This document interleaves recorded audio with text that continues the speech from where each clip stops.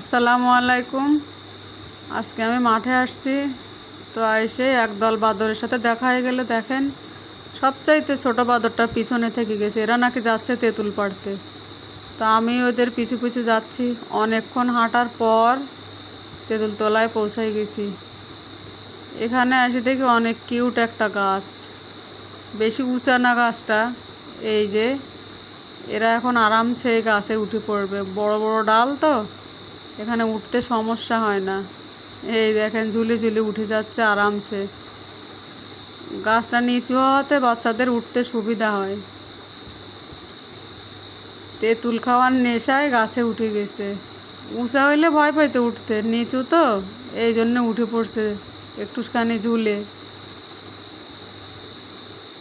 এখন এই যে চুপ করে বসে তেঁতুল পাড়তেছে। এইটুকু তেঁতুল পেড়ে নিয়ে নেমে আসছে।